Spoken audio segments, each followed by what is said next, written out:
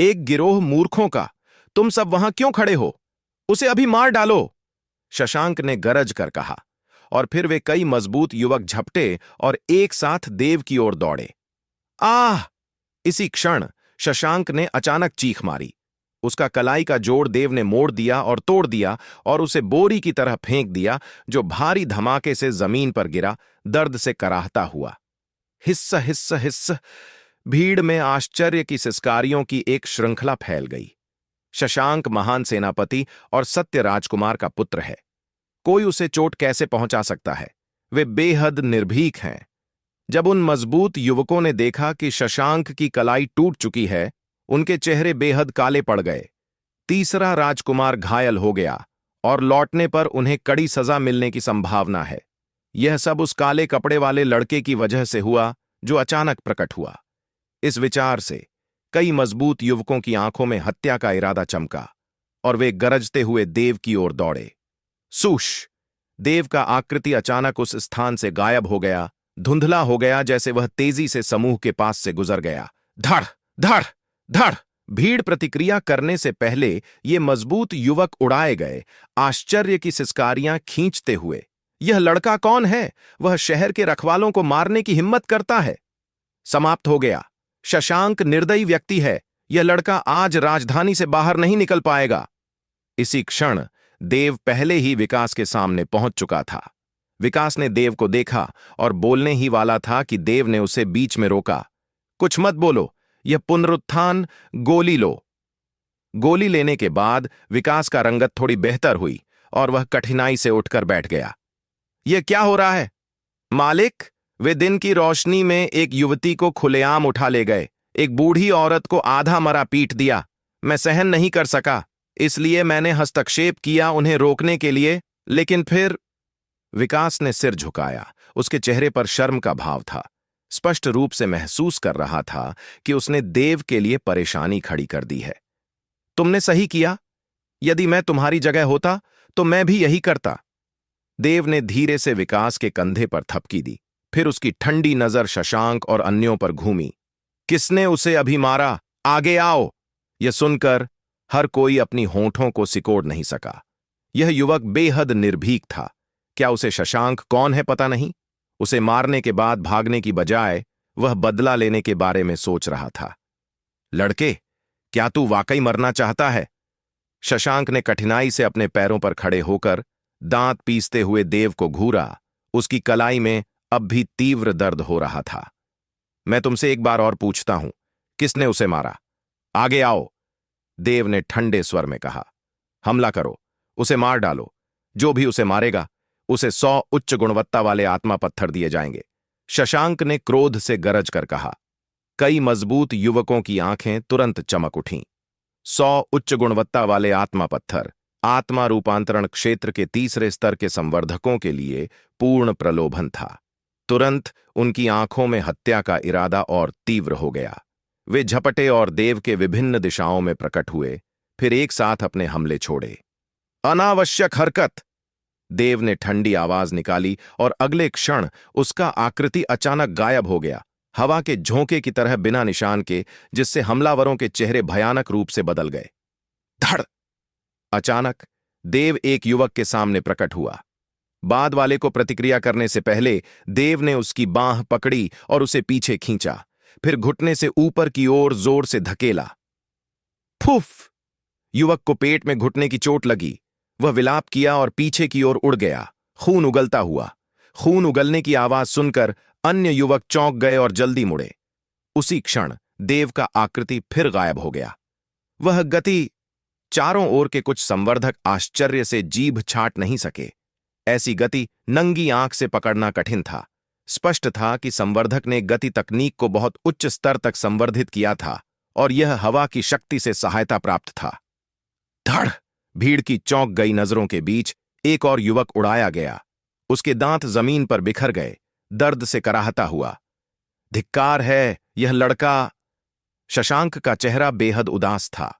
वह पहले ही देख चुका था कि विरोधी की शक्ति उसके रखवालों से कहीं अधिक थी और उन पर भरोसा करके उसे निपटाना व्यर्थ होगा। इस विचार से शशांक ने चुपचाप अपनी आस्तीन से एक टुकड़ा जेड कुचल दिया। धड़! धड़! अंतिम 2 युवक उड़ाए गए और जमीन पर गिरे, दर्द से कराहते हुए उठ नहीं पा रहे। जब हर कोई सोच रहा था कि काले कपड़े वाला युवक वहीं रुक जाएगा, वह फिर शशांक की ओर चला। तुम्हारी कुशलता बुरी नहीं है पुत्र। मैं शशांक हूं, सत्य राजकुमार का पुत्र। मेरा पिता राजा है, जो 3 सेनाओं का कमांड करता है। यदि तुम मेरे निजी रक्षक बनने को तैयार हो, तो मैं इस मामले को भूल सकता हूं और तुम्हें उच्च पद पर पदोन्नत कर सकता हूं तथा अनंत धन सम्मान दे सकता हूं। शशांक ने देव को आते हुए देखा। क्षमा करें, लेकिन मैं कभी बुराई करने वाले और जुआ खेलने वाले दुष्टों से जुड़ना पसंद नहीं करता। कोई आश्चर्य नहीं कि राज परिवार पतन की ओर जा रहा है। यह तुम्हारी तरह के कचरे की वजह से है। क्या? शशांक क्रोधित हो गया। उसे कभी अपेक्षा नहीं थी कि यह व्यक्ति न केवल उसका अपमान करेगा, बल्कि सबके सामने उसे गाली देगा। वह मरने योग्य है। लड़के, तुम्हारे इन शब्दों के लिए तुम्हें भारी कीमत चुकानी पड़ेगी। हां? देव ने शांतिपूर्वक कहा, और ठीक तभी सूश सूश सूश चारों ओर से हवा फटने की आवाज आई, और फिर शशांक के पीछे 6 आकृतियां प्रकट हुईं। ये 6 पुरुष लंबे और मजबूत थे, गहरी त्वचा वाले और गहरी सांसों वाले, उन्हें बहुत पुरुषोचित रूप देते हुए। जैसे ही शशांक के पीछे 6 आकृतियां प्रकट हुईं, शशांक मुस्कुराया, थोड़ी ठंडी मुस्कान। लड़के, मैंने तुम्हें पकड़ लिया है। तुम्हारे इन शब्दों के लिए तुम्हें भारी कीमत चुकानी पड़ेगी। यह तो सत्य राजमहल के 6 वज्र रक्षक हैं। हम नष्ट हो गए। यह लड़का अब गहरी मुसीबत में है। 6 वज्र सभी आत्मा रूपांतरण क्षेत्र के 9वें स्तर पर हैं, और उनके 6 का संयुक्त हमला गठन भयानक शक्ति वाला है, जो आत्मा रूपांतरण क्षेत्र के 9वें स्तर के शिखर विशेषज्ञ को भी मार सकता है। समाप्त हो गया। इस लड़के को सत्य राजमहल के खिलाफ नहीं जाना चाहिए था। अब पछताने में देर हो चुकी है। भीड़ की बुदबुदाहट देव के कानों तक पहुंची, लेकिन उसे कभी पछतावा नहीं हुआ। जो भी उसके भाइयों को धमकाने की हिम्मत करे, उसे कीमत चुकानी पड़ेगी। उस पर हमला करो, उसे मार डालो, शशांक की बर्फीली आवाज गूंजी। हां सर! उसके बोलते ही 6 आकृतियां अचानक देव की ओर दौड़ीं। सूश! झपट्टे के साथ देव अपने मूल स्थान से गायब हो गया। अगले क्षण वह अचानक एक के सामने प्रकट हुआ और हथेली से प्रहार किया। धड़! उस व्यक्ति ने तेजी से प्रतिक्रिया की, सीधे मुट्ठी फेंकी। जब मुट्ठी और हथेली टकराई, ऊर्जा फूटी, झटका तरंग पैदा की। देव 2 कदम पीछे हटा, जबकि दूसरा व्यक्ति 6 या 7 कदम पीछे हटा, आश्चर्य चिह्नित दिखता हुआ। ठीक तभी कई ठंडी हवाओं के झोंके आए और अन्य 5 वज्र तुरंत देव के चारों ओर प्रकट हुए। उनकी 5 शक्तिशाली आभाएं सीधे उसके ऊपर फूटीं। हफ! देव के होंठ मुस्कान में मुड़े और पैर से पटकते हुए उसकी आभा फूटी और हरी ऊर्जा कवच की परत उसके शरीर को ढक गई। हवा और बिजली हथेली।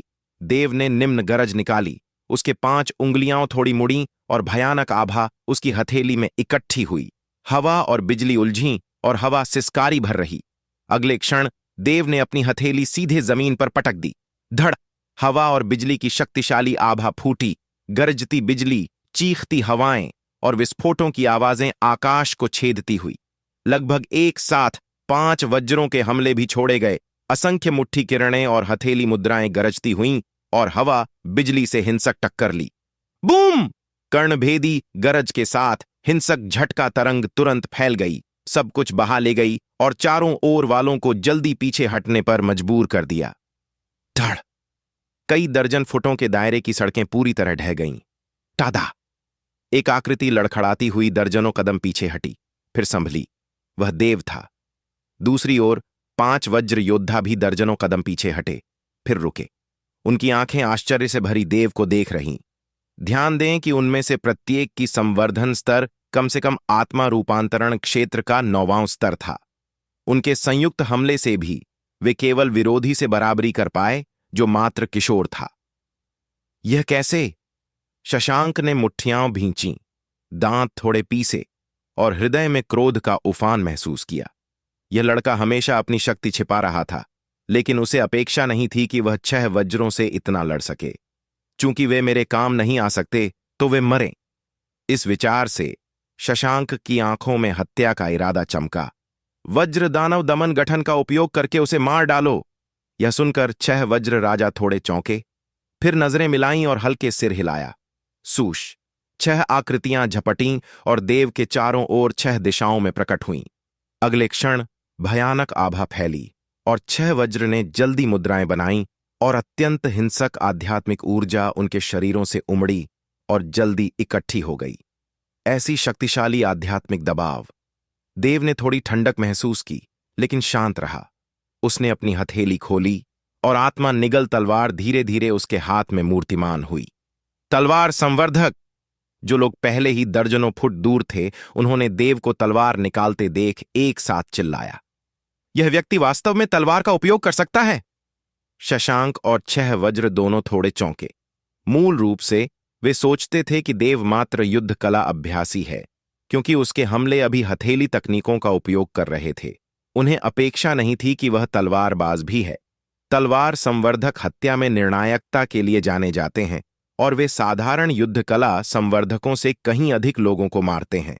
समान क्षेत्र के संवर्धकों में तलवार संवर्धक निश्चित रूप से युद्ध कला संवर्धकों से अधिक भयानक हैं।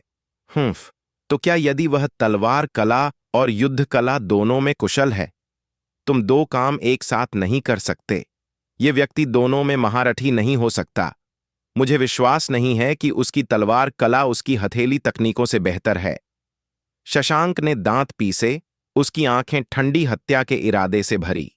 वह महसूस कर रहा था कि सामने का काला कपड़ा वाला युवक उसके लिए बढ़ता खतरा बन रहा है, और जब तक यह व्यक्ति न मरे उसे शांति नहीं मिलेगी। साथ ही 6 वज्र राजाओं के चेहरे थोड़े गंभीर हो गए।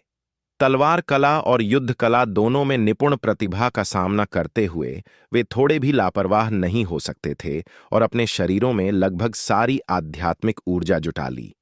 6 भयानक आभाएं हवा में तेजी से एकत्र हुईं। आध्यात्मिक ऊर्जा के उफान की तरह हवाओं के झोंके उठातीं और जमीन कांपने लगी। वज्र दानव दमन गठन महान लो बुद्धा हस्त। 6 शक्तिशाली आवाजें एक साथ गूंजीं और अगले क्षण हवा में इकट्ठी आध्यात्मिक ऊर्जा अचानक एक विशाल सुनहरी बुद्धा हस्त में संघनित हुई। यह सुनहरी बुद्धा हस्त कई घरों जितनी बड़ी अपार दबाव लिए नीचे देव पर गिर पड़ी। जहां भी वह गुजरी, हवा तुरंत चारों ओर संकुचित हो गई। नीचे की जमीन फट गई और चारों ओर के हर कोई पीला पड़ गया। उसी क्षण देव ने पैर पटका और उसकी आभा चरम पर पहुंची। तेज गति से कई मीटर लंबी भयानक तलवार आभा निकली, आकाश को चीरती चमकदार इंद्रधनुष की तरह सीधे अंतरिक्ष को काटती। धड़! तलवार ऊर्जा विशाल बुद्धा हस्त से टकराई और 2 भयानक आभाएं हिंसक टक्कर लीं। ऊर्जा चारों ओर फैली और निरंतर बूम ध्वनियां। अचानक क्रैक के साथ विशाल बुद्धा हस्त पर दरार पड़ी, जिससे 6 वज्र योद्धाओं की पुतलियां सिकुड़ गईं। टूट! तुरंत बाद दरार बड़ी होती गई, मकड़ी के जाले की तरह जंगली फैलती और एक क्षण में पूरे विशाल हस्त पर कब्जा कर लिया। छट! विशाल हस्त तुरंत चूर चूर हो गया। क्या? 6 वज्र योद्धा आश्चर्य से चिल्ला उठे और जल्दी आंतरिक ऊर्जा का उपयोग करके खुद की रक्षा की। फूफ! खून की फुहार के साथ 6 आकृतियां हवा में उछाली गईं, टूटे डोर की पतंगों की तरह जंगली घूमती, फिर जमीन पर गिर पड़ी। धड़! सड़क कांपी, 6 गहरे गड्ढे प्रकट हुए। यह न केवल शशांक, बल्कि चारों ओर के कई लोग मूर्खों की तरह खड़े हो गए, बोलने में असमर्थ और अविश्वास से एक दूसरे को देखते हुए। ओह नहीं! शशांक को पता चल गया कि कुछ गड़बड़ है और वह जल्दी मुड़कर भागा, लेकिन ठीक तभी देव उसके सामने प्रकट हो गया। तुम सही कहते हो। लोग हमेशा अपनी गलतियों की कीमत चुकाते हैं। तुमने अभी उन्हें मुझे मारने का आदेश दिया, तो तुम्हें कीमत चुकानी पड़ेगी। देव ने ठंडे स्वर में कहा, अपनी लंबी तलवार पकड़े और कदम दर कदम शशांक की ओर चला। तुम क्या करना चाहते हो? कुछ भी बेवकूफी मत करो। मैं सत्य राजकुमार का पुत्र हूं। यदि तुम मुझे स्पर्श करने की हिम्मत करोगे तो मैं तुम्हारे पूरे परिवार को मृत्युदंड दूंगा। और पास मत आओ। शशांक लगभग हिस्टीरिकली गरजा और जाने अनजाने में पीछे गिर पड़ा। यदि मैं तुम्हारी जगह होता तो पूर्ण हानि में दूसरे को धमकी न देता। यह तो परेशानी मोल लेना है, देव ने ठंडे स्वर में कहा। उसकी आंखों में ठंडी चमक चमकी। नहीं, तुम मुझे नहीं मार सकते, नहीं। शशांक अब वास्तव में भयभीत हो गया। उसने देव की आंखों में हत्या का इरादा देखा और महसूस किया कि यह व्यक्ति पागल है जो उसकी पहचान की परवाह न करेगी और वाकई उसे मार डालेगा। ठीक तभी धड़, एक ऊर्जा फुहार अचानक निकली और देव की ओर दौड़ी। जैसे ही देव ने ऊर्जा महसूस की, उसका चेहरा सख्त हो गया और वह कदम पीछे हटाया, तेजी से पीछे हटा। सूश! यह ऊर्जा फुहार देव के पास से गुजरी, जैसे अंतरिक्ष ही विकृत हो गया, फिर सीधे एक घर से टकराई। बूम! एक क्षण में घर फट गया, लेकिन यह अंत नहीं था। ऊर्जा की शक्ति बिना रुके जारी रही, 5 या 6 और घरों पर बमबारी की, फिर अंततः ढह गई। बगल में खड़े देव ने यह दृश्य देखकर जम गया। ऐसी भयानक ऊर्जा शक्ति आत्मा रूपांतरण क्षेत्र के 9वें स्तर के शिखर विशेषज्ञ भी हासिल नहीं कर सकता। देव मुड़ा और देखा कि बैंगनी चोगे वाला एक बूढ़ा हवा में तैरता हुआ सीधे उसके सामने था, उसे ठंडे भाव से देख रहा। सावंत चाचा, आप आ गए! बैंगनी चोगे वाले बुजुर्ग को देखकर शशांक आनंदित हो गया और दौड़कर गया। देव की ओर इशारा करते हुए उसने विषैले ढंग से कहा, सावंत चाचा, यह वही व्यक्ति है, उसने अभी मुझे मारने की कोशिश की। सावंत चाचा, आप मुझे बदला लो, उसे मार डालो। सावंत ने देव को आंका और जब उसने पीछे गड्ढे में पड़े 6 आकृतियों को देखा, उसकी आंखें थोड़ी सिकुड़ गईं। 6 वज्र सभी हार गए थे। मुख्य बात यह थी कि यह व्यक्ति 20 वर्ष से कम का लगता था, जो उसकी शक्ति दर्शाता था। क्या तुम सत्य राजमहल में शामिल होना चाहोगे? मैं इस मामले को क्षमा कर सकता हूं और तुम भविष्य में धन सम्मान का आनंद लो, अनंत संवर्धन संसाधनों के साथ।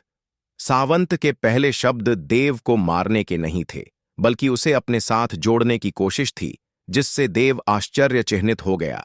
वास्तव में मुख्य कारण यह था कि सत्य राजमहल को जनशक्ति की आवश्यकता थी और उस मामले की योजना के लिए कई विशेषज्ञों की जरूरत थी। इसके अलावा देव वाकई असाधारण प्रतिभाशाली था और संभावनाशील प्रतिभा, इसलिए सावंत ने अन्य वैमनस्य भुला दिए और उसे जोड़ने का फैसला किया। सावंत चाचा, यह व्यक्ति हमारा अनुसरण नहीं करेगा, उसने हमारे राज परिवार को कचरा कहा। शशांक ने दांत पीसते हुए कहा। हालांकि सावंत ने जैसे उसे नहीं सुना, उसकी गहरी आंखें देव पर टिकीं, उसके उत्तर की प्रतीक्षा में। क्षमा करें, लेकिन मैं, देव, सत्य राजमहल में शामिल होना नहीं चाहता।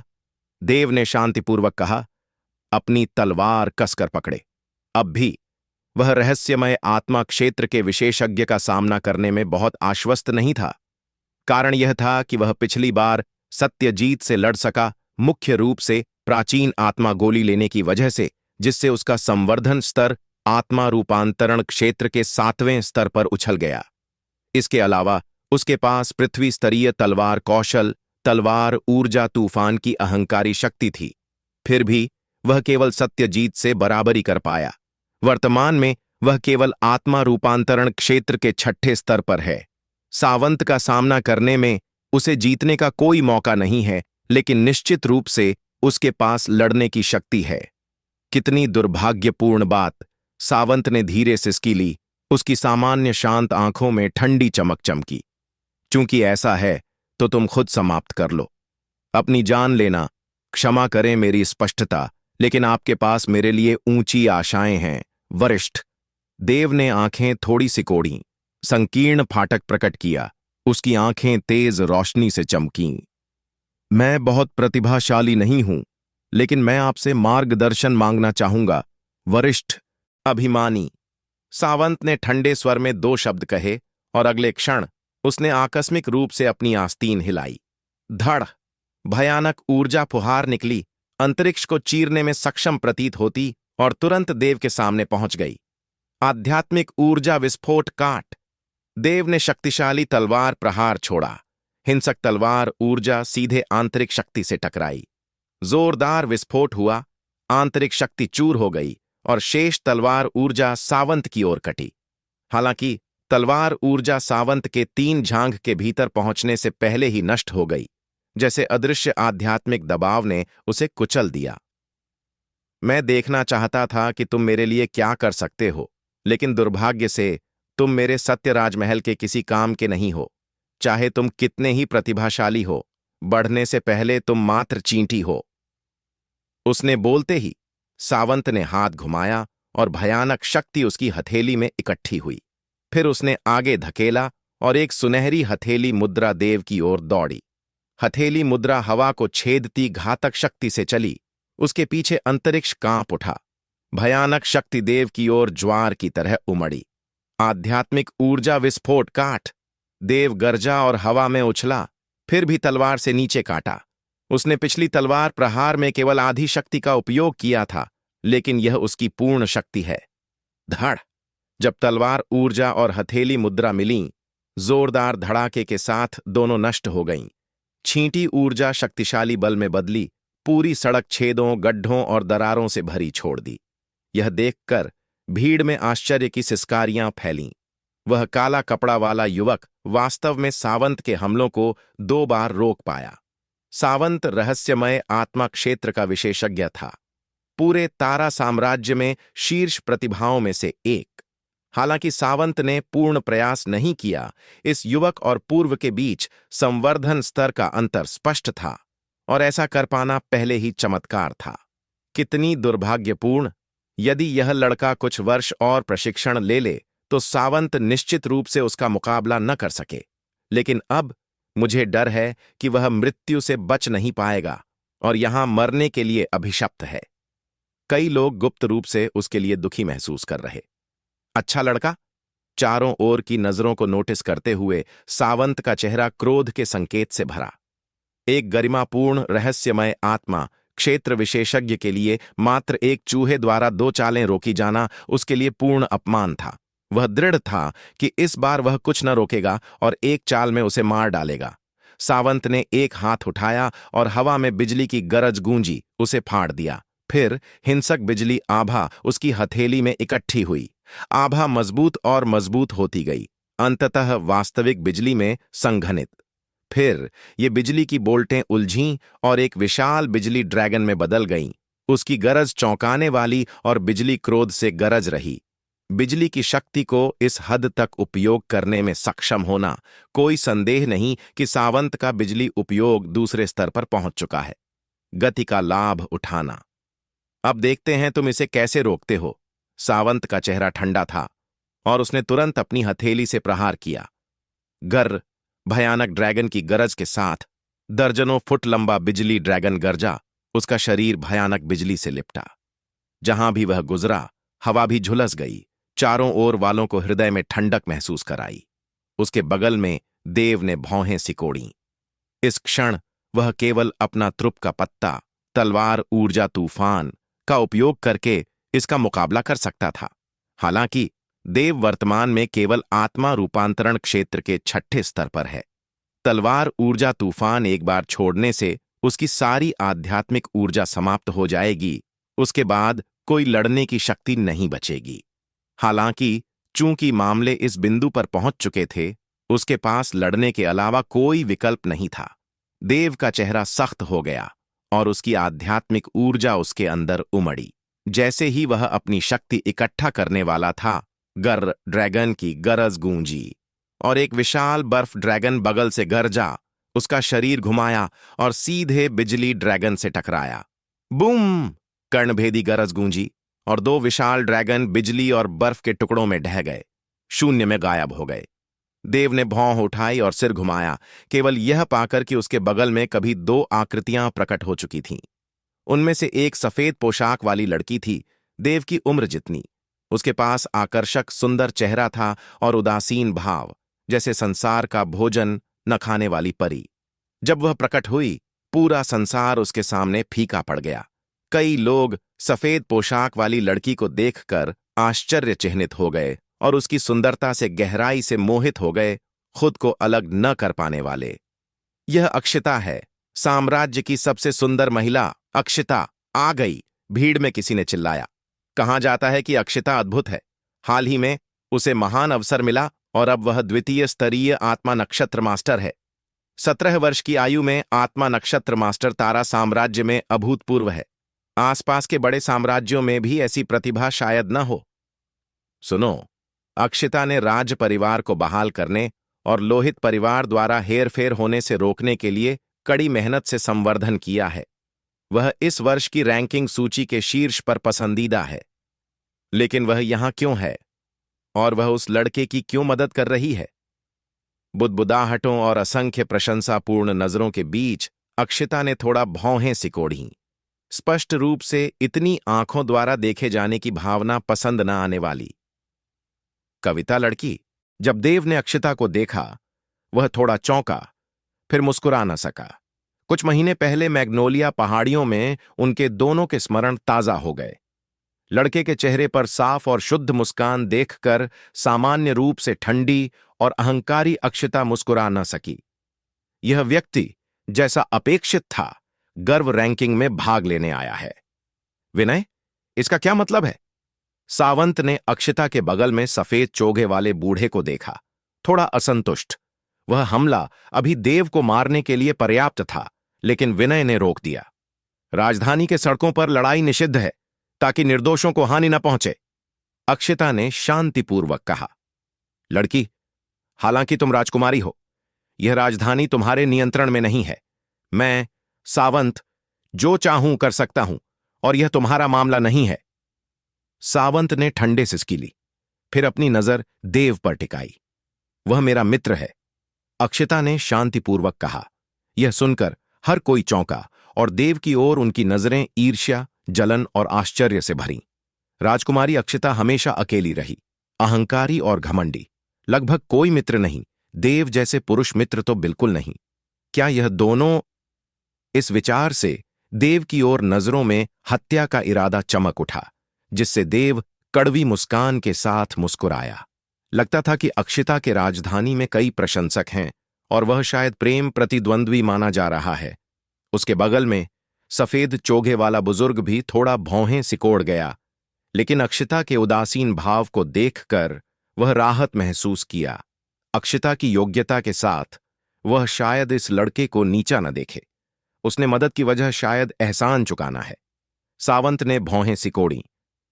तो तुम आज इस मामले में शामिल होने का दृढ़ निश्चय कर रही हो? हां।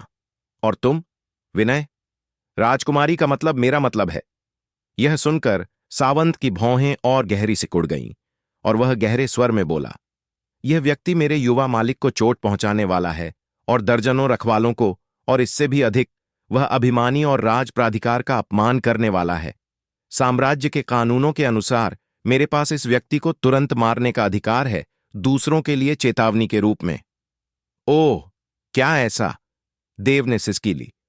तो यह शशांक दूसरों को धमकाता है, इस सड़क पर अनियंत्रित व्यवहार करता है, बाजार को धमकाता और एकाधिकार करता है, महिलाओं को जबरन उठाता है और मेरे भाई को चोट पहुंचाता है। क्या उसने राज कानून का उल्लंघन नहीं किया? जिसे कानून तोड़ने वाला पुत्र कहा जाता है, वह साधारण व्यक्ति की तरह दंडित होता है। लोगों ने उसके अपराध देखे हैं, क्यों उसे भी दंडित न किया जाए? तुम्हारी हिम्मत कैसे हुई? युवा मालिक सत्य राजकुमार के पुत्र हैं, उनकी स्थिति इतनी महान है, तुम जैसे साधारण व्यक्ति कैसे उनके साथ तुलना कर सकते हो? मैं तुम्हें एक अवसर देता हूं, सड़क पर आत्महत्या कर लो और शायद मैं तुम्हें पूरा लाश छोड़ दूं। देव ने ठंडी हंसी हंसी और कुछ नहीं कहा। ऐसे अभिमानी व्यक्ति पर शब्द व्यर्थ हैं। सावंत, बहुत घमंड मत करो। हालांकि तुम सत्य राजमहल से हो, इस राजधानी के शासक अभी भी राज परिवार हैं। क्या तुम, एक साइड शाखा के सदस्य, सिंहासन हथियाना चाहते हो? विनय ने ठंडे स्वर में कहा कि राज परिवार और सत्य राजमहल हमेशा से मृत शत्रु रहे हैं और बाद वाला विद्रोह का इरादा रखता है। विनय के शब्द राज परिवार के शासन की घोषणा भी थे और सत्य राजमहल को सत्ता हथियाने की कोशिश न करने की चेतावनी। ढाते राज परिवार, तुम ज्यादा दिनों तक उछल नहीं पाओगे। सावंत मुस्कुराया और आस्तीन झटकी। चलो। लेकिन सावंत चाचा, शशांक कुछ कहना चाहता था, लेकिन सावंत की नजर देखकर उसे छोड़ना पड़ा। उसके चेहरे पर क्रोध का संकेत। सावंत मुड़ा, हवा में कदम रखने वाला था, जब अचानक उसने हवा पकड़ी और उसके हाथ में बिजली भाला प्रकट हुआ। बिना सिर घुमाए उसने बिजली भाले को फेंका। हृदय! विनय और अक्षिता लगभग एक साथ चिल्लाए। वे सोचते थे कि सावंत जा रहा है, लेकिन किसे अपेक्षा थी कि वह मुड़कर आश्चर्यजनक हमला करेगा। यह वाकई कपटी था। बिजली भाला बेहद तेज था। विनय हमला करना चाहता था, लेकिन देर हो चुकी थी। बिजली भाला देव से केवल कुछ फुट दूर था। हंस! बिजली से छटकती बिजली भाला इतनी तेज चली कि निरंतर ध्वनि बूम पैदा की, भयानक शक्ति लिए देव की ओर धंसी। देव की पुतलियां अचानक संकुचित हो गईं। उसे कभी अपेक्षा नहीं थी कि रहस्यमय आत्मा क्षेत्र पर सावंत ऐसा नीच साधन उपयोग करेगा। इन परिस्थितियों में उसके पास शक्ति इकट्ठा करने का समय नहीं था। बिजली भाले को आते देख देव ने दांत पीसे। उसकी आध्यात्मिक ऊर्जा उमड़ी और भयानक आभा उसके शरीर से फूटी। तुरंत हवा को छेदती 3 फुट लंबी तलवार आभा में संघनित होकर भाले का मुकाबला करने को। धड़! कर्णभेदी गरज के साथ बिजली भाला और तलवार ऊर्जा दोनों फट गए। भयानक झटका तरंग फैलाई, जिससे दर्जनों फुटों के दायरे की जमीन इंच इंच टूट गई। धड़! भयानक ऊर्जा उफान देव की ओर बहा, और जैसे ही वह उसे मारने वाला था, उसके सामने अचानक आध्यात्मिक ऊर्जा ढाल संघनित हुई। सारी ऊर्जा रोक ली। देव ने सिर घुमाया और देखा कि जिसने मदद की वह सफेद चोगे वाला बूढ़ा था। धिक्कार है, यह लड़का वास्तव में ठीक है। सावंत ने आंखें सिकोड़ी, उसके चेहरे पर क्रोध का संकेत। सावंत, तुम रहस्यमय आत्मा क्षेत्र के विशेषज्ञ हो, फिर भी तुम अपनी पीढ़ी के व्यक्ति से निपटने के लिए ऐसा नीच साधन उपयोग करते हो। क्या तुम्हें लज्जा नहीं आती? विनय ने कुछ आक्रोश से कहा। यह देव की चिंता से नहीं था, बल्कि उसे लगा कि सावंत बेशर्म और कपटी है। सावंत मुड़ा और चला गया। जाते जाते देव को ठंडी नजर दी। उसका हत्या इरादा तीव्र, जैसे कह रहा हो, तुम निश्चित रूप से मेरे हाथों मरोगे। इस बार सावंत वाकई चला गया और शशांक उत्सुकता से उसके पीछे। चारों ओर के लोग राहत की सांस लेने लगे। यदि रहस्यमय आत्मा क्षेत्र के विशेषज्ञ यहां वाकई लड़ते तो 100 फुटों के भीतर के घर नष्ट हो जाते और असंख्य लोग मर जाते। दूसरी ओर देव ने भी गुप्त रूप से राहत की सांस ली। हालांकि अभी की मजबूत झटका तरंग की वजह से वह अपरिहार्य प्रभावित हुआ और उसका सीना खून और छी से उबल रहा था। इस बार देव ने फिर से आत्मा रूपांतरण क्षेत्र और रहस्यमय आत्मा क्षेत्र के बीच अंतर महसूस किया। मात्र आकस्मिक प्रहार से सावंत उसकी जान ले सकता था। यदि उसके पास खुद की रक्षा का तरीका न होता तो वह शायद अब तक मर चुका होता। क्या तुम ठीक हो? अक्षिता ने देव को देखा। उसका भाव शांत और संयमित प्रतीत होता, लेकिन वह उसके लिए थोड़ी चिंतित न हो सकी। ठीक हूं, बहुत धन्यवाद शिमिस, और वरिष्ठ को भी हमारी रक्षा के लिए। देव ने हाथ जोड़े अभिवादन में। यदि विनय की मदद न होती तो भले वह न मरता, गंभीर रूप से घायल होता और गर्व रैंकिंग युद्ध में कुछ हासिल करना कठिन होता। विनम्र होने की जरूरत नहीं। हम और सत्यराज महल मृत शत्रु हैं। चूंकि तुम ठीक हो, दूसरा चाचा, चलो। अक्षता ने देव को उदासीनता से देखा, फिर मुड़कर चली। विनय उसके पीछे तुरंत गया, लेकिन देव के पास गुजरते हुए उसने आध्यात्मिक ऊर्जा से अपनी आवाज देव को भेजी। लड़के, मैग्नोलिया पहाड़ियों में जो मैंने कहा था उसे याद रखो। देव ने केवल सिर हिलाया और मुस्कुराया। वह केवल अक्षता को मित्र मानता था और कोई अन्य इरादा नहीं। दूसरा पक्ष स्पष्ट रूप से अधिक सोच रहा था। हालांकि लगता है कि अक्षता ने पहले ही उसकी जान 2 बार बचाई है। पहली बार मैग्नोलिया पहाड़ियों में यदि अक्षता उन 2 बूढ़ों के साथ वापस न जाती तो वह शायद पहले ही मर चुका होता। अब अक्षता ने फिर उसकी जान बचाई। देव ने यह कृपा हृदय में रखी। अक्षता उतनी ठंडी और हृदयहीन नहीं जितनी अन्य सोचते हैं। कम से कम वह उसके प्रति दयालु रही है। वह भविष्य में निश्चित रूप से उसकी कृपा चुकाएगा। मालिक, मुझे उठाओ मालिक। पीछे से विकास की कमजोर कराहने वाली आवाज आई।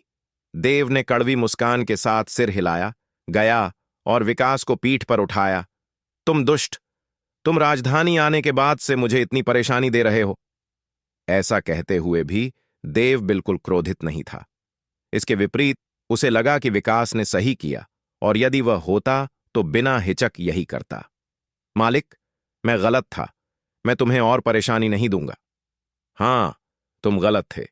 तुम्हारी गलती यह खाना इतना था। यह इतना भारी है। मुझे डर है कि मैं सराय पहुंचने से पहले थक जाऊंगा। विकास को सराय पहुंचाने के बाद देव ने स्थिति एयर को समझाई, फिर गर्व टावर लौटा। वापस पहुंचते समय पहले ही शाम हो चुकी थी। नाश्ता आकस्मिक रूप से खाते हुए देव ने बिस्तर पर पैर क्रॉस करके बैठकर आंखें बंद कीं। उसके मन में सड़क पर बाई की लड़ाई की छवियां भरीं। उसने लड़ाई के दौरान सावंत के चारों ओर इकट्ठी शक्तिशाली बिजली आभा को याद किया। हाथ की एक झटके से बिजली गरजी और विद्युत उमड़ी। अब भी उस दृश्य को याद करना काफी चौंकाने वाला था। एक बार रहस्यमय आत्मा क्षेत्र पर पहुंचने पर किसी शक्ति को दूसरे स्तर तक समझना पूरी तरह सामान्य है। सावंत ने बिजली की शक्ति को दूसरे स्तर तक समझा है। देव ने भी बिजली की शक्ति समझी है, लेकिन वह स्पष्ट रूप से सावंत के स्तर पर नहीं पहुंचा। यदि वह बिजली की शक्ति को दूसरे स्तर तक समझ सके तो उसकी शक्ति दूसरे स्तर पर होगी। देव की आंखें बंद थीं और उसके शरीर से हिंसक आभा निकल रही थी। बिजली चमक रही, विद्युत उमड़ रही और उसके लंबे बाल उड़ रहे। जैसे ही देव ने अपनी बिजली शक्ति छोड़ी, उसने सड़क पर सावंत के चारों ओर की शक्तिशाली बिजली आभा को बार बार याद किया। उसके रहस्यों को ध्यान से महसूस और समझा, निरंतर अपनी बिजली शक्ति से तुलना और विपरीत करते हुए। जाने अनजाने में 3 घंटे बीत चुके थे। देव ने अचानक आंखें खोलीं। उसकी नजर बिजली की तरह तेज, रोशनी का चमक एक क्षण में गायब। उसकी आभा धीरे शांत हुई और उसने लंबी सिसकी ली। इस क्षण उसके चेतना समुद्र में गहरा नीला बिजली ऊर्जा निशान 1 इंच से 2 इंच तक बढ़ चुका था। हालांकि उसकी बिजली ऊर्जा अभी भी दूसरे स्तर पर तोड़ने से बहुत दूर थी। खट खट खट। ठीक तभी दरवाजे पर दस्तक हुई। क्या जरूरत है? नमस्कार देव महोदय, मैं थोड़ी देर में एक नीलामी होगी। यदि आप रुचि रखते हैं तो आपका स्वागत है देखने के लिए। ठीक है, मैं समझ गया, देव ने शांतिपूर्वक कहा। उसका भाव थोड़ा बदल गया। उसे अपेक्षा नहीं थी कि इस प्रतिष्ठित भवन में नीलामी हो। जिज्ञासा से भरा देव कमरे से बाहर निकला। कमरे के बाहर पहले से ही कई लोग थे। भवन के 3 मंजिल हैं। बिल्कुल केंद्र में एक जेड का मेज है। एक चांदी बालों वाला बुजुर्ग वहां खड़ा है, उदासीन दिखता, जैसे और लोगों के आने की प्रतीक्षा में। देव नीचे नहीं गया, बल्कि रेलिंग के सामने खड़ा होकर नीचे देखा, जिससे उसे व्यापक दृश्य मिला। जल्द ही लोग एक एक करके कमरों से निकले। मूल रूप से पूरे भवन में 600 से अधिक सभी बाहर आ गए। कुछ देव की तरह रेलिंग के सामने खड़े, जबकि अन्य नीचे गए। सुनो, इस नीलामी के खजाने सभी इस गर्व भवन के कई गर्व सदस्यों द्वारा लाए गए हैं। जो भी इस गर्व टावर में प्रवेश कर सकता है वह असाधारण है। उनके पास निश्चित रूप से कुछ खजाने हैं। जो उन्हें जरूरी न हो वे निश्चित रूप से नीलाम होंगे और संवर्धन संसाधनों के बदले विनिमय होंगे, जो काफी उचित है। सुनो, यहां कुछ दुर्लभ खजाने हैं जो तुम बाहर भी न देख सको। सचमुच? यदि कोई उपयुक्त खजाना हो तो मैं निश्चित रूप से खरीदूंगा। मुझे गर्व रैंकिंग मूल्यांकन के लिए इसकी जरूरत हो सकती है। देव रेलिंग पर टिका, चुपचाप नीचे भीड़ को देखता, उनकी चर्चाओं को सुनता और हृदय में थोड़ी उत्तेजना महसूस न कर सका। वह अब बहुत धनी है, 100 मिलियन स्वर्ण सिक्कों का। अतिशयोक्ति न कहना कि मौजूद लोगों में शायद बहुत कम उसके से अधिक मूल्यवान हैं। यदि वह किसी दुर्लभ खजाने से टकराए जो उसकी शक्ति बढ़ाने में मदद करे, तो वह निश्चित रूप से उसे हासिल करना चाहेगा। जैसे ही देव सोच रहा था, उसने अचानक कई ठंडी चमकें अपनी ओर आती महसूस कीं। सिर उठाकर देखा तो तीसरी मंजिल से एक आकृति उसे ठंडे भाव से घूर रही थी, उसका हत्या इरादा बिना छिपाए। वह व्यक्ति सफेद कपड़ों में, सुंदर चेहरे वाला और थोड़ा उदास भाव वाला विवान ही था। उसके बगल में काव्या थी, जिसकी नजर नीचे के अनावृत खजाने पर टिकी थी, देव से अनभिज्ञ। विवान! देव ने विवान को उदासीनता से देखा, फिर नजर घुमाई तो कई धूसर कपड़ों वाले युवक उसे ठंडे भाव से घूर रहे थे। उनकी आंखें तीव्र हत्या इरादे से भरीं। देव को इन लोगों की कोई याद न थी और उनकी आंखों में हत्या इरादा समझ न सका। हालांकि जब उसने उनके कपड़ों पर चिन्ह देखा तो तुरंत समझ गया। इन धूसर कपड़ों वाले युवकों पर चिन्ह स्पष्ट रूप से शशांक और अन्यों वाले समान थे। वे सभी सत्यराज महल से थे। लगता है कि सत्यराज महल के लोग भी उसे मारना चाहते हैं। तुरंत बाद देव ने एक शत्रुतापूर्ण नजर पकड़ी। यह एक व्यक्ति था जो पूरी तरह काले चोगे में लिपटा था, जिसका चेहरा भी छिपा था और स्पष्ट न दिखता, लेकिन उन काली पुतलियों में प्रकट हत्या आभा बहुत स्पष्ट थी। देव इससे काफी निराश था। गर्व रैंकिंग मूल्यांकन अब भी शुरू भी न हुआ था और इतने सारे लोग पहले ही उसके प्रति हत्या इरादा रखते थे। उसे डर था कि मूल्यांकन के दौरान उसके दिन आसान न हो। हालांकि देव हमेशा अपने सिद्धांतों का पालन करता है, सामान्य समय में परेशानी से बचता, लेकिन आने पर डरता नहीं। चूंकि ये लोग सभी उसे मारना चाहते हैं, उन्हें उसके द्वारा मारे जाने की तैयारी करनी चाहिए। अचानक एक दरवाजा धकेला गया। अक्षिता, साम्राज्य की सबसे सुंदर महिला, आकर्षक रूप से सुंदर और अद्भुत प्रतिभा वाली है। वह इस प्रतियोगिता में शीर्ष जीतने की पसंदीदा है। जो भी इस प्रतिष्ठित भवन में कदम रख सकते हैं, वे विभिन्न परिवार अकादमियों से उत्कृष्ट व्यक्ति हैं। वे गर्वीले और अभिमानी हैं और खुद की उच्च राय रखते हैं। हालांकि अक्षिता को देखकर वे खुद को लज्जित महसूस न कर सकें। क्या मिस कविता भी यहां है? देव ने धीरे कहा, लेकिन फिर नोटिस किया कि विवान अक्षिता को मुस्कुराते हुए देख रहा था, जिससे उसके बगल में काव्या ईर्ष्या से भरी दिखी। हालांकि वह केवल लाचार सिसकी ले सकी। भले वह अपनी उत्कृष्ट उपस्थिति पर गर्व करती हो, अक्षिता से तुलना में पूरी तरह कुचली गई। उल्लेख न करना कि अक्षिता की प्रतिभा उससे कहीं अधिक थी। दूसरी ओर प्रताप सिंह, लोहित परिवार के 3 नायकों का नेता और इस रैंकिंग का शीर्ष पसंदीदा, ने अक्षिता को उत्साहपूर्ण नजरों से देखा। प्रताप सिंह ने होंठ चाटे, उसकी आंखें तेज रोशनी से चमकीं। अक्षिता, जल्द ही राज परिवार की जगह सत्य राजमहल ले लेगा। उस समय हमारा लोहित परिवार पूरी राजधानी का शासक होगा। फिर राज परिवार की रक्षा के बिना तुम मेरी खिलौना बन जाओगी। हे सज्जनों, लगता है कि लगभग सभी पहुंच चुके हैं। इस क्षण नीचे चांदी बालों वाला बुजुर्ग बोला, नीलामी अब शुरू होगी। यह पहला खजाना दानव दमन भाला कहलाता है। यह एक रहस्यमय स्तरीय भाला है, 3600 कट्टा वजनी और कीमती धातुओं से निर्मित। प्रारंभिक मूल्य 10 उच्च गुणवत्ता वाले आत्मा पत्थर। उत्तेजित और धनी राजधानी में प्रचलित मुद्रा स्वर्ण सिक्के नहीं, बल्कि उच्च गुणवत्ता वाले आत्मा पत्थर हैं। एक उच्च गुणवत्ता वाला आत्मा पत्थर 1 लाख स्वर्ण सिक्कों के बराबर है। मैं 12 लगाता हूं। जल्द ही अन्यों ने अनुसरण किया और समान मूल्य मांगे। झपट्टे वाली बोली के बाद दानव दमन भाला 20 उच्च गुणवत्ता वाले आत्मा पत्थरों में नीलाम हो गया। फिर दूसरा खजाना था। जाने अनजाने में 2 घंटे बीत चुके थे और लगभग दर्जन भर खजाने नीलाम हो चुके थे, लेकिन उनमें से कोई देव की रुचि न जगाया। अगला, यह एक आत्मा नक्षत्र कलम है। उच्च गुणवत्ता रहस्यमय स्तरीय कलम। आत्मा नक्षत्र मास्टर इसे अपनी आत्मा शक्ति से भर सकते हैं ताकि आत्मा नक्षत्रों को जल्दी अंकित करें, जो उंगलियों से सीधे अंकित करने से तेज, सुविधाजनक और सटीक है। यह आत्मा नक्षत्र कलम प्रारंभिक मूल्य 50 उच्च गुणवत्ता वाले आत्मा पत्थर।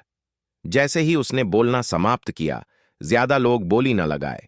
स्पष्ट था कि केवल आत्मा नक्षत्र मास्टर ही इस आत्मा नक्षत्र कलम का उपयोग कर सकते हैं और मौजूद लोगों में शायद ज्यादा आत्मा नक्षत्रों में कुशल न हों। 60 उच्च गुणवत्ता वाले आत्मा पत्थर। इस क्षण एक उदासीन आवाज गूंजी। वह अक्षिता ही थी।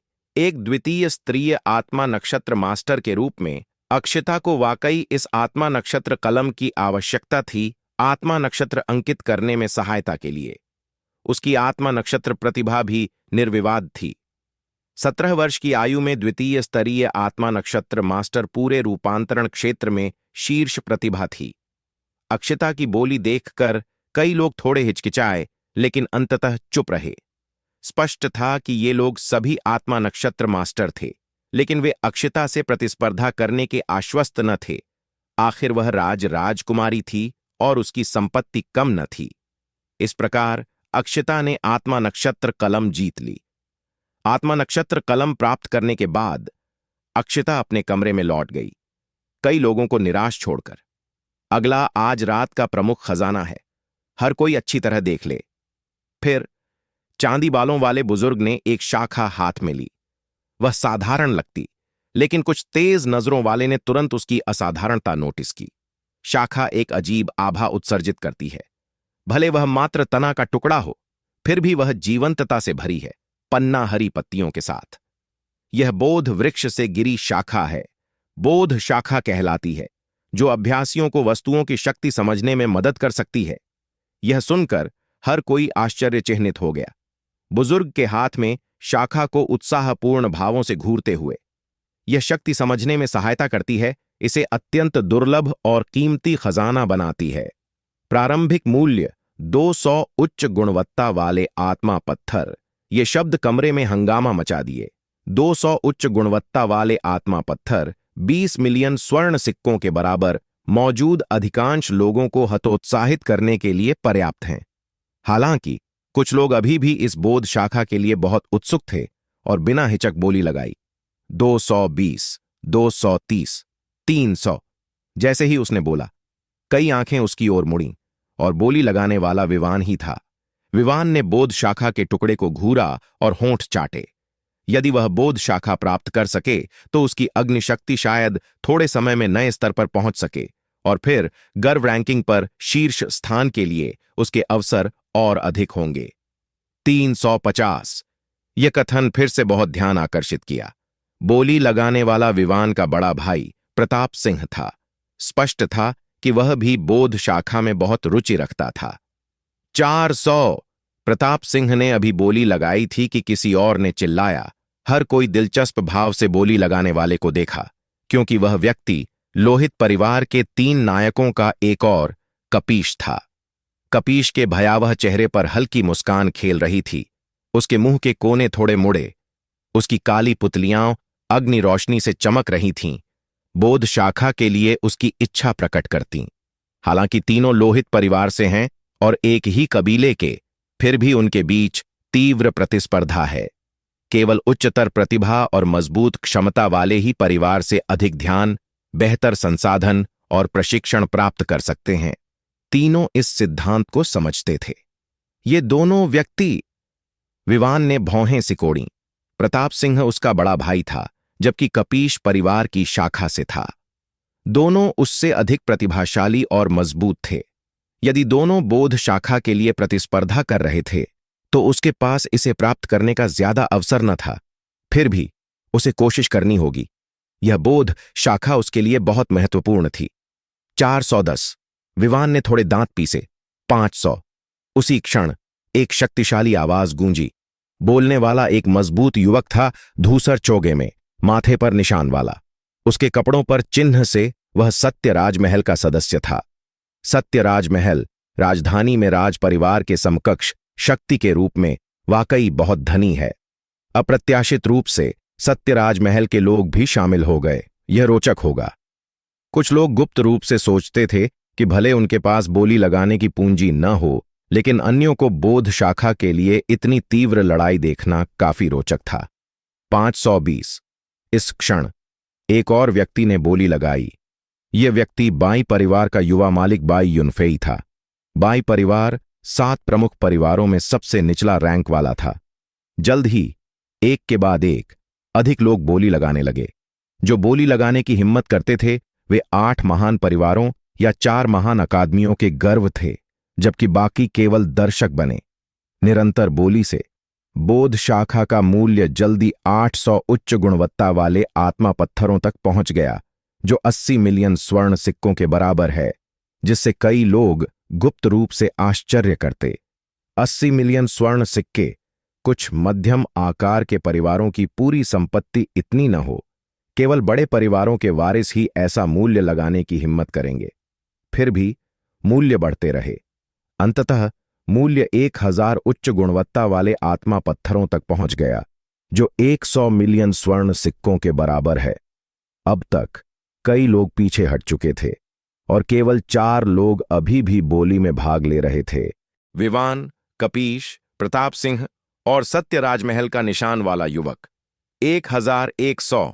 इस क्षण प्रताप सिंह ने चिल्लाया। वह पूरे लोहित परिवार का सबसे मजबूत व्यक्ति था और पूरे परिवार द्वारा उच्च सम्मानित। वह विश्वास करता था कि परिवार उसके लिए 100 मिलियन से अधिक स्वर्ण सिक्के चुकाने को तैयार होगा। मैं पीछे हटता हूं।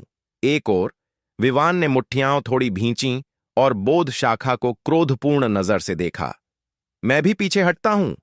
दूसरी ओर कपीश ने थोड़ा भौहें सिकोड़ी, फिर कहा। वह स्वाभाविक रूप से देख सकता था कि प्रताप सिंह बोध शाखा प्राप्त करने का दृढ़ है। भले वह मूल्य बढ़ाए, वह प्रताप सिंह से प्रतिस्पर्धा न कर सके, इसलिए उसने समय व्यर्थ न करने का फैसला किया। दोनों के पीछे हटने से केवल प्रताप सिंह और सत्य राजमहल का युवक बाकी रहे। 1500। इस क्षण प्रताप सिंह ने फिर चिल्लाया। प्रतीत होता धीमी वृद्धि से थक चुका और बोध शाखा जल्द प्राप्त करने को चाहता था, इसलिए उसने सीधे मूल्य 1500 तक बढ़ा दिया। यह सुनकर राजमहल का निशान वाला युवक चेहरा सख्त हो गया, थोड़ा हिचकिचाया और अंततः कोई और बोली न लगाई। प्रताप सिंह के होंठ थोड़े मुड़े। यह बोध शाखा वाकई उसकी है।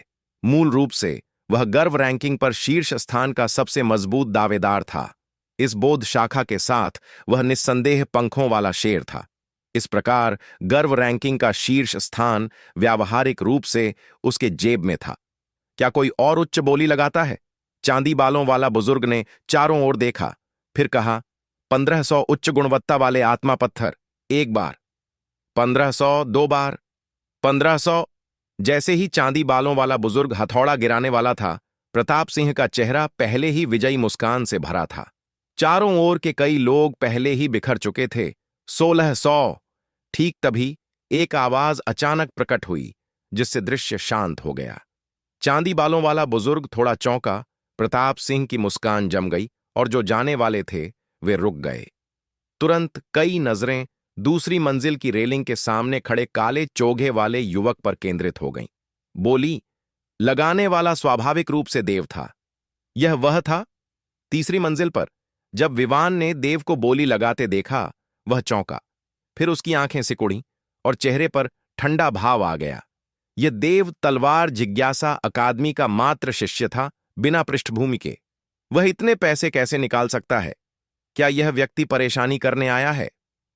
बगल में खड़ी काव्या भी स्तब्ध हो गई। वह और देव एक ही परिवार से थे, इसलिए वह जानती थी कि बाद वाला इतने उच्च गुणवत्ता वाले आत्मा पत्थरों को बाहर नहीं निकाल सकता। तो वह बोली क्यों लगाने की हिम्मत कर रहा है? प्रताप सिंह ने देव को ठंडे भाव से देखा। यह व्यक्ति पहले बोली न लगाता था, लेकिन अब अचानक लगाया, स्पष्ट रूप से तैयार आया था। लड़के, परेशानी मत करो, मैं यह बोध शाखा ले रहा हूं। यदि तुम्हें अच्छा लगे तो आगे बातचीत मत करो। आध्यात्मिक ऊर्जा की एक बत्ती देव के कानों में घुसी।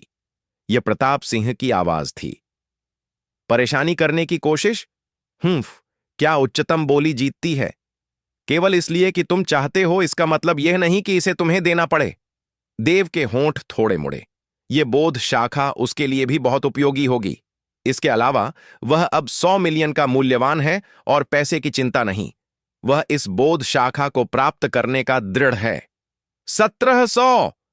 प्रताप सिंह ने फिर चिल्लाया और फिर 1800। देव ने लगभग बिना हिचक उत्तर दिया, जिससे हर किसी का हृदय धड़का। इस व्यक्ति के पास बहुत हिम्मत है, प्रताप सिंह से प्रतिस्पर्धा करने की हिम्मत। दूसरी ओर प्रताप सिंह ने भौहें सिकोड़ी, उसकी आंखों में ठंडी चमक चमकी। स्पष्ट था कि यह लड़का उसके टेलीपैथिक संदेश को सुनने के बाद भी बोध शाखा पर नहीं छोड़ रहा। 2000। प्रताप सिंह ने दांत पीसे और चिल्लाया, जिससे हर कोई आश्चर्य से सिसकी ले। 2000 उच्च गुणवत्ता वाले आत्मा पत्थर, 200 मिलियन स्वर्ण सिक्कों के बराबर लोहित परिवार का वार्षिक लाभ है। लोहित परिवार जानता है कि यह शायद परिवार द्वारा प्रदान करने की अधिकतम राशि है। यदि दूसरा पक्ष फिर मूल्य बढ़ाए तो उसे छोड़ना पड़ेगा। कमरा पूरी तरह शांत था, हर किसी की आंखें देव पर केंद्रित, सोचते कि क्या वह फिर मूल्य बढ़ाएगा। कुछ सेकंड बीत गए और क्षेत्र शांत रहा। चांदी बालों वाला बुजुर्ग ने देव को देखा और देखा कि बाद वाला मूल्य बढ़ाने का इरादा न करता प्रतीत होता। बोलने वाला था जब प्रताप सिंह को राहत महसूस हुई। लगता था कि दूसरा पक्ष और पैसे नहीं निकाल सका। लेकिन उसी क्षण 2100। देव अचानक बोला, जिससे प्रताप सिंह की पुतलियां अचानक सिकुड़ गईं। उसका हत्या इरादा ठोस होकर फूटने वाला। चुप्पी के क्षण बाद चांदी बालों वाला बुजुर्ग ने प्रताप सिंह को देखा, जिसकी भौहें सिकुड़ी और चेहरे पर संघर्ष का भाव चमका। लेकिन अंत में उसने कोई और बोली न लगाई। 2101 बार, 2102 बार, 2103 बार। बोध शाखा इस युवक की हो गई। 2100 उच्च गुणवत्ता वाले आत्मा पत्थरों के लिए। देव नीचे गया और चांदी बालों वाले बुजुर्ग के पास पहुंचा। उसे एक भंडारण अंगूठी सौंपी। मेरे पास कोई उच्च गुणवत्ता वाले आत्मा पत्थर नहीं हैं, लेकिन अंदर 210 मिलियन स्वर्ण सिक्के हैं। यह पर्याप्त होना चाहिए ना? निश्चित रूप से। चांदी बालों वाले बुजुर्ग ने भंडारण अंगूठी ली, सावधानी से जांची, हल्के सिर हिलाया, फिर बोध शाखा देव को सौंपी। फिर भीड़ की ईर्ष्यापूर्ण नजरों के बीच देव ने बोध शाखा को अपने भंडारण अंगूठी में डाला, ऊपर गया और अपने कमरे में लौट गया। देव के जाते आकृति को देखते हुए प्रताप सिंह का चेहरा बेहद उदास हो गया, जबकि विवान का चेहरा भी ठंडक से भरा। नीलामी जारी रही, लेकिन कम और कम लोग बाकी रहे। अंततः नीलामी समाप्त हुई और हर कोई अपने कमरों में लौट गया। कमरे के अंदर देव ने बोध शाखा निकाली और सावधानी से झांची। यह बोध शाखा मात्र एक साधारण वृक्ष शाखा है, जिस पर पत्तियां उगी हैं। यह अजीब आभा उत्सर्जित करती है, जिसे देव न सिर हिला सका।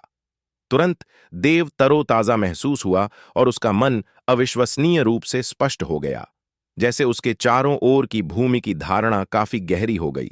फिर उसने बोध शाखा को अपने बगल में रखा, पैर क्रॉस करके बैठा और अपना मन अपनी चेतना समुद्र में डुबोया, उसके अंदर की 2 रोशनी रेखाओं पर ध्यान केंद्रित करते हुए।